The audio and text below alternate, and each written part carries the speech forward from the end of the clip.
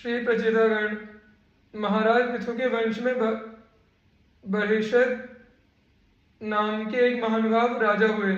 वे प्रजा का नीति पूर्वक पालन करने वाले, यज्ञादि के अनुष्ठान रूप कर्मकांड में तथा प्राणायाम आदि योग अभ्यास में पारंगत और परम पुण्य आत्मा थे।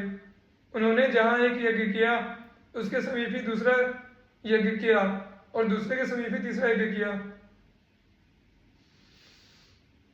इस प्रकार उन्होंने यज्ञों का तांता सा लगा दिया, जिससे यह सारा भूमंडल प्रामुख दर्भों से आच्छादित यज्ञ मंडप सा बन गया। इसी से ये प्राचीन बरही नाम से प्रसिद्ध हुए। इन्होंने देवादिदेव ब्रह्मा जी के कहने से समुद्र की शतद्रुति नामक कन्या के साथ विवाह किया और उसके द्वारा उन्होंने प्रचेता नाम के 10 पुत्र उत्पन्न किए। ये सब के सब भगवान की आराधना रूप धर्म में परिनिष्ठित थे। ये जब वयस्क हुए तो पिता ने इन्हें विवाह कर संतान उत्पन्न करने की आज्ञा दी। भगवान के अनुग्रह के बिना उत्तम संतान का होना कठिन है। यह सोचकर वे भगवान की प्रसन्नता के निमित्त तप करने को पश्चिम दिशा की ओर चल दिए। चलते चलते समुद्र के समीप उन्होंने समुद्र से कुछ ही छोटे एक सरोवर को देखा, जिसका जल सत्पुरुषों के अंतःकरण के समान निर्मल था और जिसमें रहने वाले मत्स्य, कच्छप आदि प्राणी शांत थे। वहां मृदंग और झांझ आदि बाजों के साथ गंधर्वों का मनोहर गान हो रहा था। उस दिव्य गान को सुनकर वे राजपुत्र परम विस्मित हुए। इतने में ही उन्होंने देखा कि साक्षात देवादिदेव महादेव नंदीश्वर आदि सेवकों को लिए हुए उस सरोवर में से निकल रहे हैं। उन्हें देखकर राजपुत्रों ने भक्तिपूर्वक प्रणाम किया।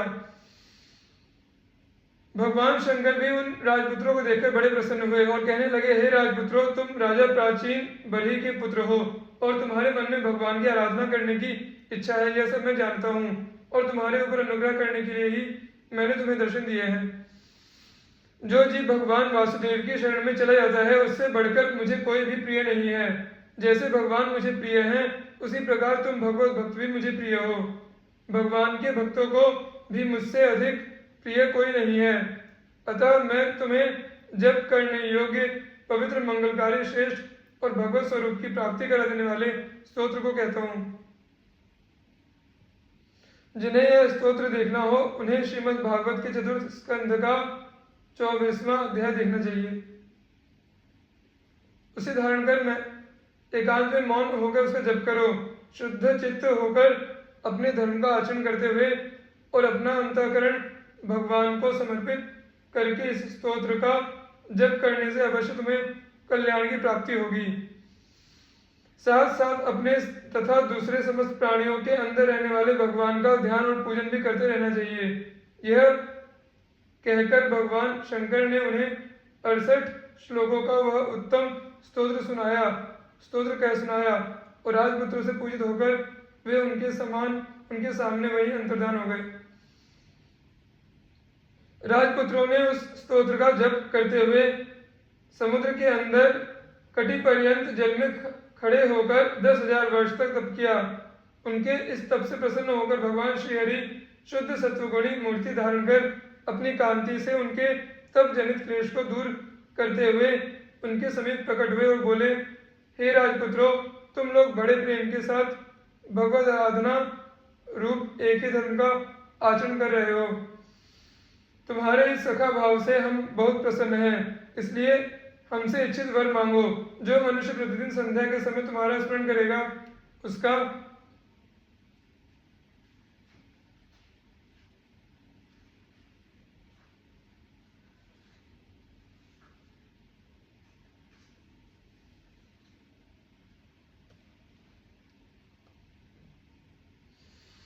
भ्राताओं में तथा सकल प्राणियों में तुम्हारे ही समान प्रेम उत्पन्न होगा। तुम्हें ब्रह्मा के समान एक लोक प्रसिद्ध पुत्र उत्पन्न होगा जो अपनी संतान के द्वारा इस त्रिलोकी को भर देगा। भगवान के इन वाक्यों को सुनकर प्रचेतागण कृतज्ञता से गदगद हो गए। उन्होंने भगवान की अनेक प्रकार से स्तुति की और बोले, प्रभु, आप तो घट घट में व्यापक हैं आपसे कोई बात छिपी नहीं रह सकती, अतः हमारे मनोरथ को भी आप भलीभांति जानते हैं। फिर भी यदि आप हमारे मनोरथ को हमसे सुनना चाहते हैं तो हम तो यही जानते हैं कि परम पुरुषार्थ रूप आप स्वयं हम पर प्रसन्न हुए हैं। इससे बढ़कर हमारे लिए अभीष्ट वर क्या हो सकता है। आपकी कृपा से आपके चरणों का सानिध्य प्राप्त हो जाने के बाद ऐसी कौन सी वस्तु रह जाती है जो हम आपसे मांगे। अतः हम तो आपसे इतना ही चाहते हैं कि आपकी माया से मोहित हुए हम अपने कर्मों द्वारा जब तक संसार में भ्रमण करते रहें तब तक प्रत्येक जन्म में हमें आपके भक्तों का संग मिलता रहे। सांसारिक भोगों की तो बात ही क्या है, साधु समागम के सामने हम स्वर्ग तथा मोक्ष भी कुछ नहीं समझते। दूसरा वरदान आपसे हम यह मांगते हैं कि जल में खड़े होकर दीर्घ काल पर्यंत जो हमने तप किया है वह आपकी प्रसन्नता का कारण हो। प्रचिताओं के इन प्रेम भरे वचनों को सुनकर भगवान बड़े संतुष्ट हुए और तथास्तु कहकर अपने धाम को चले गए। उनके चले जाने पर प्रचितागण समुद्र में से बाहर निकले और उन्होंने ब्रह्मा जी की आज्ञा से वृक्षों की दी हुई मारिशा नामक कन्या के साथ विवाह कर लिया। उस मारिशा के गर्भ से ब्रह्मा जी के पुत्र दक्ष प्रजापति ने, जिन्होंने चाक्षुष मनवंतर में भगवान शंकर का अपराध करने के कारण अपना शरीर त्याग दिया था, पुनः जन्म धारण किया। कर्मों में दक्ष होने के कारण उन्हें भी लोग दक्ष नाम से पुकारने लगे।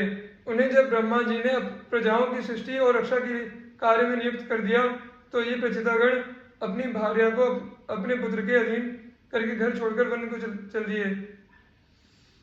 उन्होंने पहले की भांति पश्चिम दिशा में समुद्र तट पर जाकर ब्रह्म सत्र की दीक्षा ग्रहण की, अर्थात आत्मविचार करने का संकल्प किया। तदनंतर वे प्राण, मन, वाणी और दृष्टि को वश में करके आसनों पर विजय प्राप्त कर तथा मूलाधार चक्र से मस्तक पर्यंत सारे अंगों को शांत तथा स्थिर करके शुद्ध ब्रह्म में मन को लगाने का अभ्यास करने लगे। वे जब इस प्रकार साधन में लगे हुए थे उन दिनों नारद जी उनके पास आए। देवर्षि को आते देख ये सब के सब उठ खड़े हुए और उन्हें आसन पर बिठाकर विधि पूर्वक उनका पूजन किया। जब नारद जी स्वस्थ होकर बैठ गए तब प्रचितागण उनसे इस प्रकार कहने लगे, हे देवर्षि, आज हम आपके आगमन से सनाथ हो गए। आपने कृपा करके हमें दर्शन दिए, इसके लिए हम आपके चिर ऋणी रहेंगे। अब आप हमारे ऊपर एक कृपा और कीजिए। हमें देवाधिदेव शंकर और भगवान नारायण के तत्व ज्ञान का जो उपदेश नारायण ने तत्व ज्ञान का जो उपदेश दिया था उसे हम लोग भूल से गए हैं, अतः आप कृपा करके हमें उसी ज्ञान को फिर से कहिए। उनकी इस प्रार्थना को स्वीकार कर नारद जी ने उन्हें आत्म तत्व का उपदेश दिया और भगवान तथा उनके भक्तों के अनेक इतिहास सुनाकर वे ब्रह्मलोक को चले गए। तदनंतर वे प्रचितागण भी देवर्षि नारद के मुख से श्री भगवान के मंगलमय यश को सुनकर उन्हीं के चरणों को ध्यान करते हुए देव दुर्लभ गति को प्राप्त हुए। श्रीमद् भागवत के आधार पर।